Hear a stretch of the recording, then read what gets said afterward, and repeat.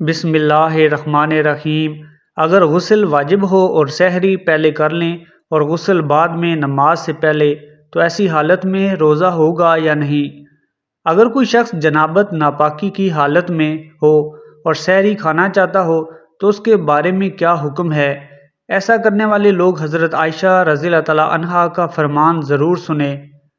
اکثر لوگ جنبی حالت میں خود کو، اپنے کپڑوں کو، اپنے بستر کو ناپاک سمجھتے ہیں اور کھانے کو اور کام کاج کو ہاتھ نہیں لگاتے جب تک کہ غسل نہ کر لیں، اور خواتین بھی بچوں وغیرہ کو دودھ پلانا، کھانے کو ہاتھ لگانا گناہ سمجھتی ہیں، یہ سمجھتے ہوئے کہ وہ ناپاک ہیں۔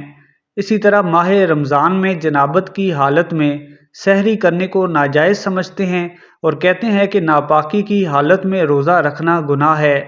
دوسرے لفظوں میں، اگر کسی پر غسل کرنا فرض ہو، جیسا کہ کسی کو رات کو احتلام ہو گیا یا رات کو میاں بیوی نے حقوق زوجیت ادا کیے جن کی وجہ سے ان پر غسل فرض ہو گیا اور بغیر غسل کیے سو گئے، رات کو دیر سے آنکھ کھلی اور سحری کی تیاری کرنے کے لیے وقت بہت کم رہتا تھا، تو کیا وہ ناپاکی کی حالت میں سحری کھا کر روزہ رکھ سکتے ہیں؟ ایسی حالت میں ان کا روزہ ہوگا یا نہیں؟ یا یہ کہ سحری سے پہلے اگر جنابت کی حالت میں ہوں تو غسل کرنا فرض ہے؟ شریعت اس بارے میں کیا کہتی ہے؟ ہمارے دین میں اس بارے میں کیا حکم ہے؟ ان تمام سوالات کے جوابات شریعت نے دے رکھے ہیں اور ہم آپ کو احادیث کی روح سے تمام جوابات سے آگاہ کریں گے۔ آپ سے بس گزارش اتنی ہے کہ ویڈیو کو مکمل دیکھیں تاکہ کوئی اہم بات آپ سے مس نہ ہو جائے۔ ناظرین مکرم، جو ہی رمضان آتا ہے تو ایک سوال جو ہمیں اکثر موصول ہوتا ہے وہ یہ ہے کہ کیا ناپاکی کی حالت میں ہم سحری کھا سکتے ہیں؟ کیونکہ ٹھنڈے موسم میں صبح و فجر کی اذان سے پہلے نہانا کافی مشکل لگتا ہے، تو ہم سے یہ پوچھا جاتا ہے کہ کیا اس سلسلے میں شریعت نے ہمیں کچھ چھوٹ دے رکھی ہے کہ پہلے ہم سحری کھا لیں، روزہ رکھ لیں اور اس کے تھوڑی دیر بعد نہا لیں، تو اس میں کوئی حرج تو نہیں ہے؟ ناپاکی کی حالت میں، یعنی کہ اگر کسی کو احتلام ہو جائے یا وہ بیوی سے ہم بستری کرے، تو ہم بستری کرنے کے بعد مرد یا عورت کے لیے صرف نماز، طواف اور مسجد میں ٹھہرنا حرام ہے، اور اس کے علاوہ باقی تمام کام کرنے جائز ہیں۔ مرد و خواتین پر کہیں بھی ایسی پابندی کا ذکر نہیں ہے، بلکہ غسل کرنے سے پہلے بھی جنابت کی حالت میں ہی لوگ ہر قسم کا کام کاج کر سکتے ہیں، یعنی کہ کھانا تیار کر سکتے ہیں اور خواتین کا دوسرے کام کاج نپٹانا بھی جائز ہے۔ اسی طرح سے ماں بچوں کو دودھ پلا سکتی ہے، ان کی دیکھ بھال کر سکتی ہے، اور اس کے کئی دلائل موجود ہیں۔ حضرت حذیفہ رضی اللہ تعالیٰ عنہ فرماتے ہیں کہ حضور پاک صلی اللہ علیہ وآلہ وسلم جب اپنے اصحاب میں سے کسی آدمی سے ملتے تو اس کے جسم پر ہاتھ پھیرتے اور اس کے لیے دعا کرتے۔ ایک دن صبح کے وقت آپ صلی اللہ علیہ وآلہ وسلم کو دیکھ کر میں کترا گیا، پھر آپ صلی اللہ علیہ وآلہ وسلم کے پاس اس وقت آیا جب دن چڑھ گیا، تو آپ صلی اللہ علیہ وآلہ وسلم نے فرمایا کہ میں نے تمہیں دیکھا تو تم مجھ سے کترا کیوں گئے؟ میں نے عرض کیا کہ میں جنوبی تھا، مجھے اندیشہ ہوا کہ کہیں آپ صلی اللہ علیہ وآلہ وسلم مجھ پر ہاتھ نہ پھیریں، تو آپ صلی اللہ علیہ وآلہ وسلم نے فرمایا کہ مسلمان ناپاک نہیں ہوتا۔ اس حدیث پاک سے ثابت ہوا کہ جنابت، حیض اور بول و براز سے انسان نماز وغیرہ کے قابل نہیں رہتا، کیونکہ یہ معنوی پلیدی ہے، مگر بظاہر انسان خصوصاً مسلمان پاک رہتا ہے۔ مندرجہ بالا حالات میں اس سے ملنا جلنا، اس کے ساتھ کھانا پینا اور اس کا ہر قسم کا کام کاج کرنا جائز ہے، کوئی فرق نہیں پڑتا۔ اس کا جھوٹا کھایا جا سکتا ہے، وہ کسی چیز میں ہاتھ ڈال دے، مثلا پانی وغیرہ میں، اور ہاتھ کو ظاہری نجاست بھی نہ لگی ہو تو وہ چیز پاک رہے گی، اسے کھایا جا سکتا ہے، پیا جا سکتا ہے۔ اب آتے ہیں اپنے موضوع کی طرف کہ کیا ناپاکی کی حالت میں سحری کر سکتے ہیں یا نہیں؟ تو جواب اس کا یہ ہے کہ جیسے ناپاکی کی حالت میں کھانا پینا، ایک دوسرے سے ہاتھ ملانا جائز ہے، اسی طرح ناپاکی کی حالت میں سحری کرنا بھی جائز ہے۔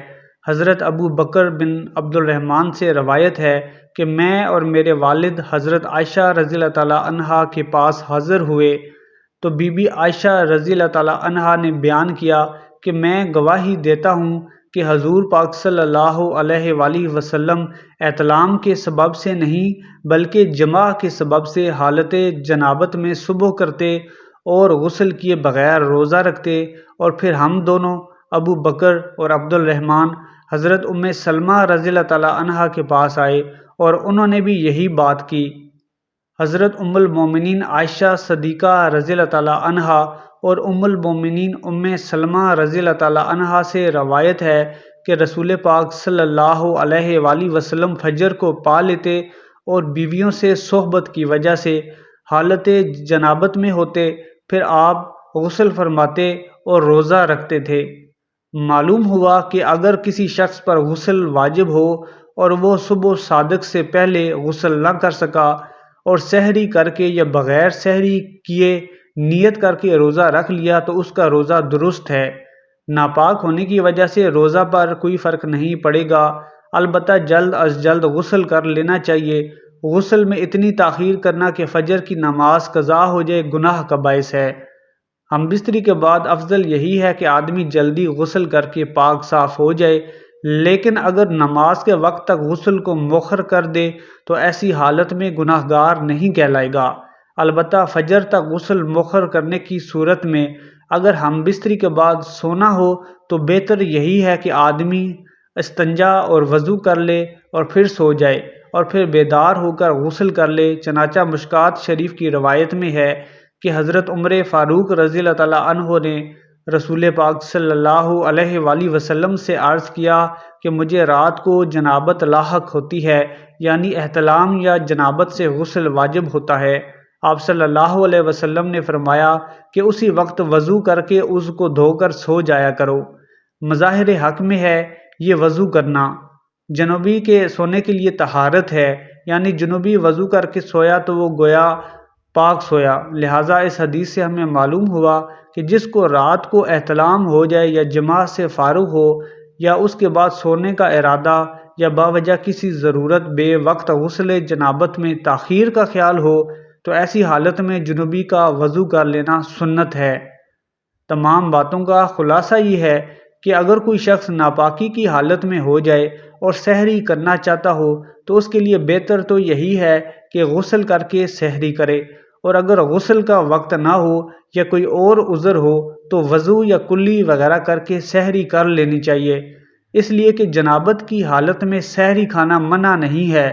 لہٰذا جس شخص پر غسل واجب ہو اور وہ صبح صادق سے پہلے غسل نہ کر سکے اور سحری کر کے روزہ رکھ لے تو اس کا روزہ درست ہے۔ امید ہے کہ آج کی ویڈیو آپ کو پسند آئی ہوگی۔